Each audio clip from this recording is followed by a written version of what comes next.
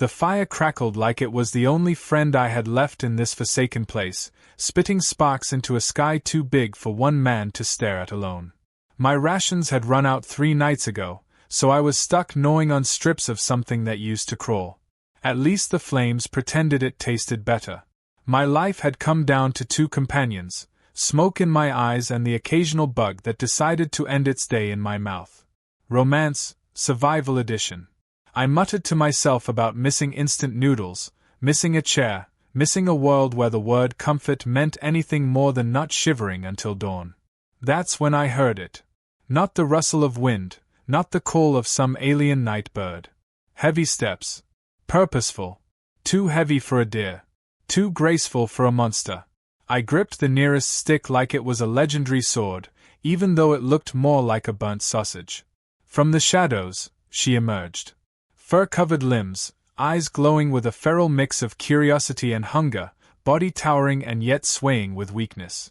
The alien Beastwoman, panting as if the walk had cost her more than she had left. My first instinct was to yell. My second was to run. My third was the one that stuck. I just stared, wide-eyed, because damn, she was different. She collapsed near the firelight, and before I could stop myself, I offered her the last strip of meat from my pitiful stash. She took it without hesitation, sniffed, bit down, then looked at me with something primal.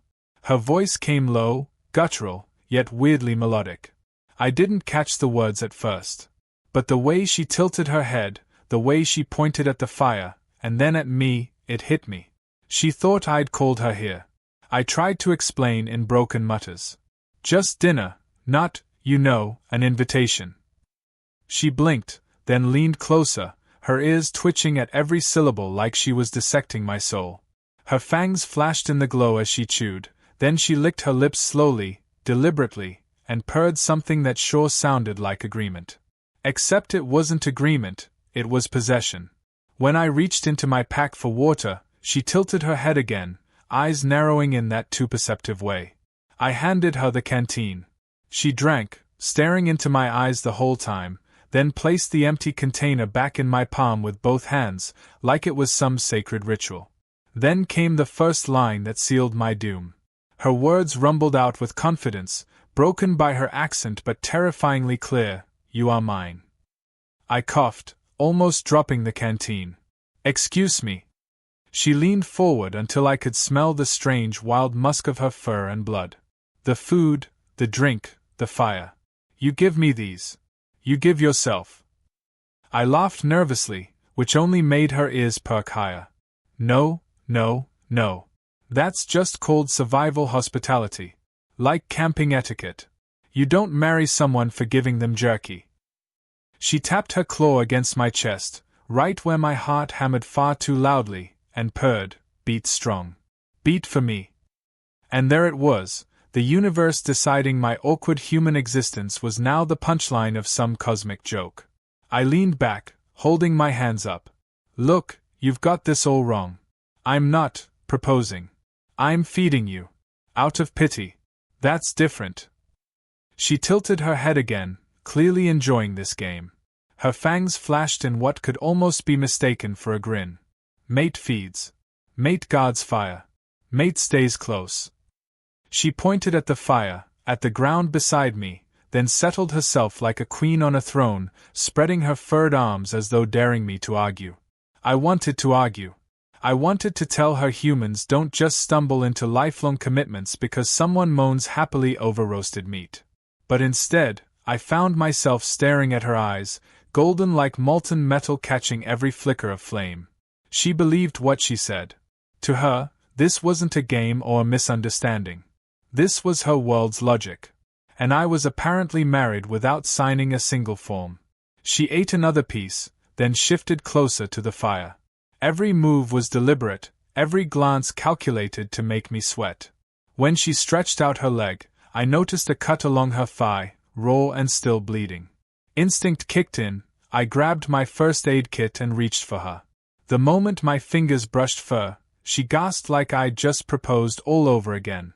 Her claws curled into the dirt, and her breath came heavy. "This binding," she whispered, eyes wide. "You seal it in blood. I nearly dropped the bandage. No, no, no.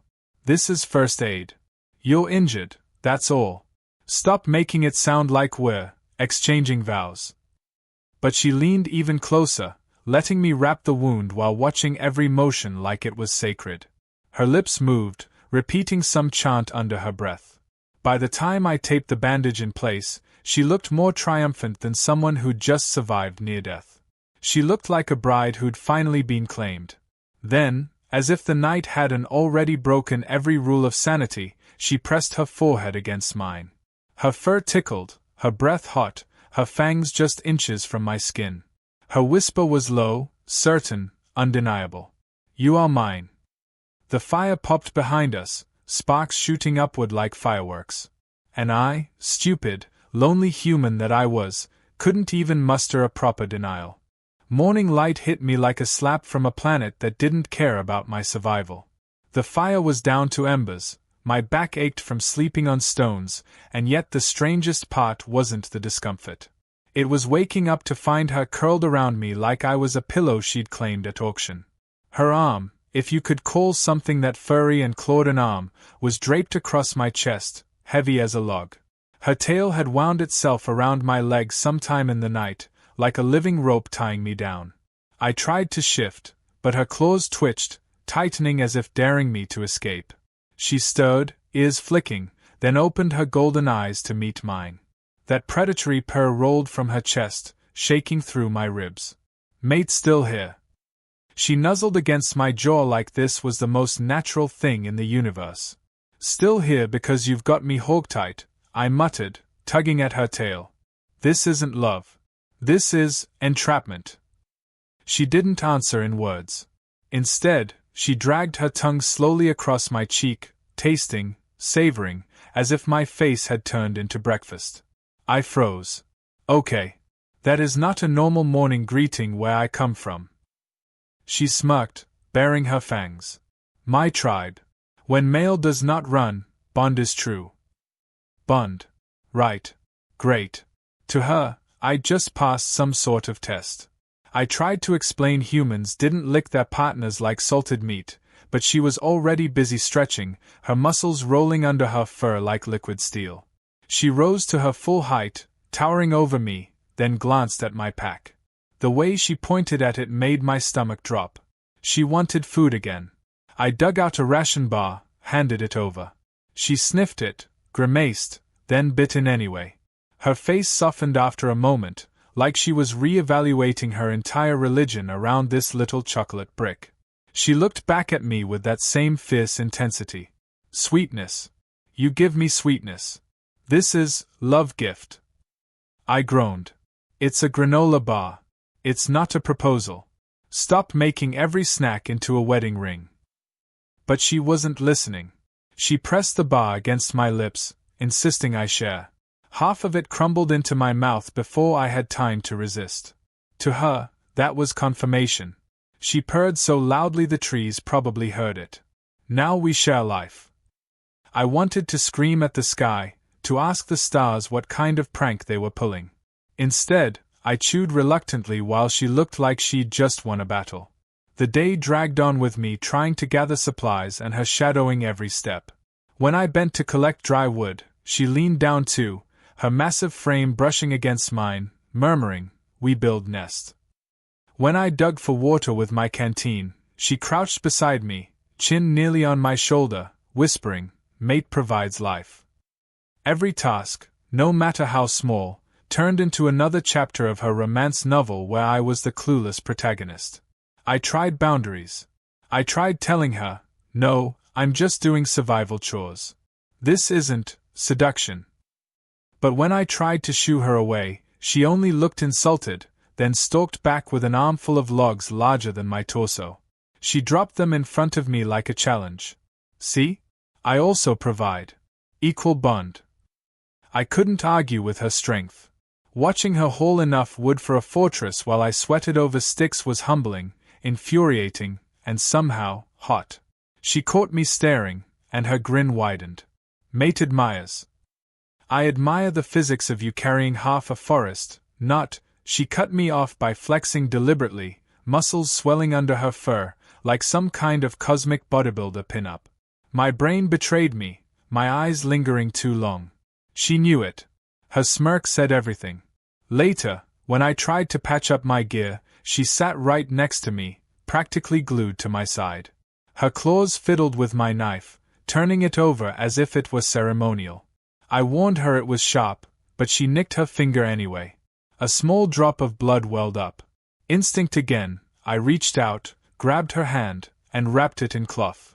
That's when she gasped, louder than before, eyes wide with holy revelation. You take my blood. You bind yourself deeper. I threw my head back.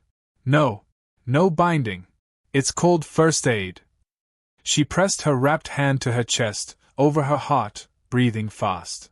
Then she grabbed my wrist, pressed it to the same spot, and whispered fiercely, "Now your blood belongs here." I stared, speechless, as she closed her eyes in solemn triumph. To her, I'd just escalated our entire situation into vows carved into the cosmos. Night fell again, and this time I didn't even try to sleep far from her. She just dragged me back. Sure enough, she curled around me once more, humming some alien tune that resonated in her chest. For all her misinterpretations, there was something comforting about the way her warmth drove the cold away. Her claws could have torn me apart, yet she held me carefully, protectively. I realized then what scared me most wasn't her claiming me, it was how quickly part of me wanted to let her. As the fire cracked and shadows danced, she murmured something I almost didn't catch. "Tomorrow, I show you hunt. Then tribe will see bond is real." My eyes snapped open. Tribe? What tribe? No. We are not making this public. This is a misunderstanding, okay? She only purred louder, pressing her forehead against mine again. "Tomorrow, they will know. You are mine." And with that, she drifted to sleep, leaving me staring into the flames, heart racing, wondering how the hell I was going to survive being someone's husband by accident. Morning didn't so much arrive as it ambushed me. I opened my eyes to find her already awake, crouched by the fire pit, poking the embers with her claws like a child discovering sparks for the first time. She looked over her shoulder, caught my gaze, and smirked in a way that made my stomach knot. "Mate wakes. Mate follows." I groaned into my sleeve. "I'm not following anyone. I'm just stretching." She tilted her head, ears flicking, then grabbed my wrist and tugged with such force I nearly stumbled into the dirt. "Today, hunt. Show tribe you belong." Before I could argue, she shoved a slab of alien meat into my hands, some dried chunk she'd clearly stashed. Her grin widened as she pushed it closer. "Eat. Strength for proving." I hesitated, sniffed the thing, and gagged. It smelled like wet socks left to rot in vinegar. She misread my hesitation as shyness and leaned in, practically force-feeding me. The second it touched my tongue, I fought back nausea, but she purred in triumph. "Mate accepts gift. Now bond is stronger." By the time we left camp, my stomach hated me. She walked with confidence, shoulders broad, tail swaying like a banner announcing possession. I trailed behind, muttering every curse I knew, until we reached a ridge overlooking a valley crawling with her kind. Beast women. Dozens of them. Some scarred, some sleek, all carrying weapons that looked forged from bones and metal scraps. They spotted her immediately and let out a howl that echoed across the hills. My ears rang, my knees wobbled, and she only grinned wider. She marched me straight into the circle they formed, holding my arm like a trophy. Their eyes raked over me with suspicion, amusement, and hunger I couldn't quite read. One of them, older and broader, stepped forward. Her voice boomed like thunder. "You bring soft skin. Claim him." My companion puffed out her chest. "He feeds me. He heals me.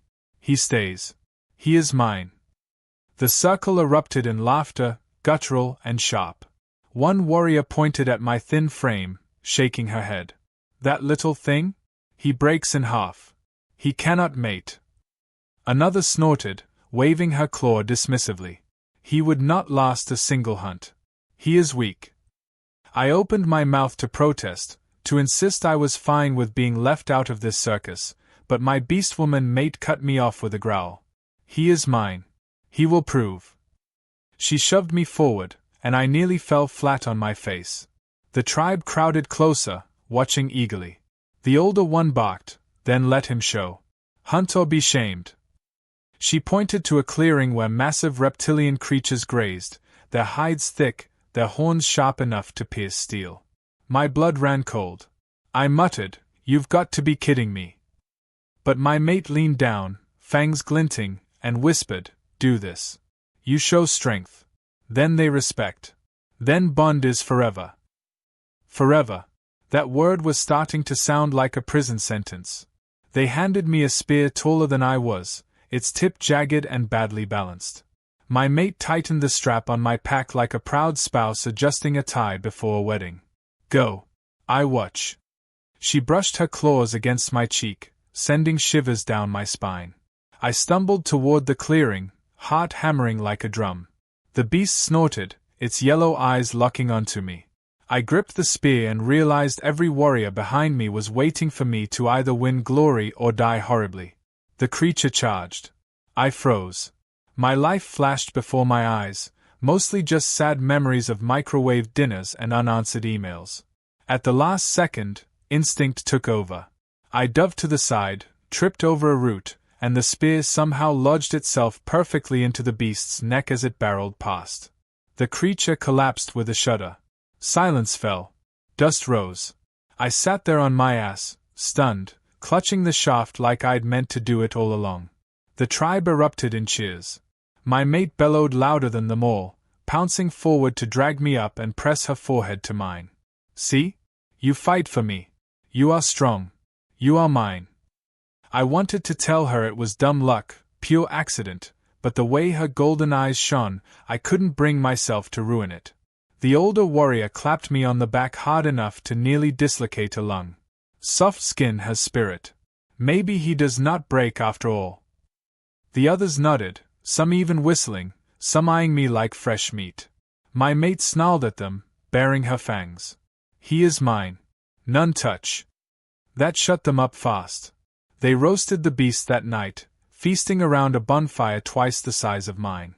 I sat between her and the flames, knowing reluctantly while she leaned close enough that her fur brushed my arm with every breath. Every time someone tried to question, she shut them down with one line, repeated like a sacred mantra: "He feeds. He heals. He fights. He stays. He is mine." And every time, the tribe nodded a little more. By the end of the night, they were chanting my name in their guttural dialect, raising bones and mugs in the air. Me, the accidental hunter, the unwilling mate, the clueless human. She curled against me as the fire roared higher, her claws tracing lazy patterns over my chest. "Now they know," she whispered. "Now bond is true." I stared at the stars above, wondering if I'd just stumbled my way into the strangest marriage in galactic history. The scariest part wasn't that she believed it. It was that, somewhere deep down, a tiny, treacherous part of me wanted to believe it too. The embers of the tribe's fire still smoked when dawn rolled in, pale light painting the valley in silver. My head pounded from the night of being toasted like a legend I hadn't earned, my stomach groaning under meat I couldn't pronounce. I tried slipping away quietly, but of course, her shadow followed. She stepped into my path, ears twitching, tail lashing, eyes fixed like I was the only star in her sky. "You wake early," she said, voice low. "Mate restless." "I'm not restless," I muttered. "I'm plotting escape." She smirked, baring fangs that somehow looked less threatening now and more like mischief. "Escape? But bond holds. Even stars cannot cut it." I tried logic. We don't even speak the same language half the time. You think a granola bar was a wedding gift, you think first aid was a vow, and you think killing a lizard by tripping was my warrior's right. None of this is real. Her expression didn't falter. Instead, she stepped closer, pressing her palm flat against my chest, right over the hammering heart I wished would betray me less. "It is real. You fed me when I starved. You healed me when I bled. You fought when I was shamed. This is bond." I swallowed hard. My brain screamed denial, but my body leaned into her touch like it had been waiting all along. That's just what decent people do. Survival. Courtesy. Her laugh was deep, rolling through me like a drumbeat. Then humans are fools. In my world, these acts mean everything. A life. A future. She tilted her head, ears flicking, and whispered, "A mate." I opened my mouth to argue again, but the words tangled. Because the truth? For all her misunderstandings, she wasn't wrong. No one had ever looked at me the way she did, like I was the answer, not the problem. Like I mattered. Before I could reply, shouts rose from the ridge. The tribe was gathering, armed, tense. A rival pack was approaching, bigger, louder, their howls echoing through the valley. My stomach dropped. Of course there had to be a war now. The leader barked orders, and suddenly weapons were thrust into my hands. My Beastwoman pressed close, her claws grazing my arm. "Fight beside me. Show them again." "I'm not built for this," I hissed. She grinned fiercely. "Neither was I, until you." Somehow that hit harder than the spear's weight in my hands. The rival pack charged, a storm of fur and claws. I braced for death, but instinct kicked in again, not skill, not bravery, just sheer desperation. I swung wildly, tripped, dodged, and by some miracle, one of my flails sent an enemy tumbling into their own fighters. Chaos rippled through them. My tribe roared approval. Beside me, she was a whirlwind, claws flashing, muscles flexing, every strike precise. She fought like the universe owed her victory, and when I stumbled, she caught me, steadying me with a snarl at anyone who came too close. Every brush of her strength against mine sent that same thought pounding. Maybe she was right. Maybe this bond was real. When the dust cleared, the rivals retreated, snarling oaths as they fled. The tribe erupted in howls of triumph. They clapped me on the back, shoved mugs into my hands, declared me warrior, mate, chosen. And through it all, she stayed pressed against me, golden eyes blazing with pride. That night, there was no misunderstanding left. She leaned into me by the fire, her voice softer than I'd ever heard. "You see now? You are mine. Not because of food, or fire, or blood. Because you choose." I stared at her, at the scar down her thigh I'd patched, at the fierce grin that had terrified me days ago but now felt like home. Maybe I didn't choose at first. Maybe I was dragged into it, one misunderstanding at a time. But now, I reached up, brushing a strand of hair from her face, letting my hand linger. Now I don't want to leave. Her breath caught, claws curling lightly against my arm as if holding herself back. "Say it," she whispered, almost pleading. I chuckled, shaking my head at how absurd it all was. Me, a stranded human, declaring love to an alien beastwoman under a sky full of stars. But the words came anyway, honest and undeniable. "I'm yours." The fire cracked. The tribe howled approval. She kissed me, not gentle, not cautious, but with the ferocity of someone who'd waited her whole life for this exact moment. And against all logic, all odds, I kissed her back. The universe could laugh at me all it wanted. The joke was mine now,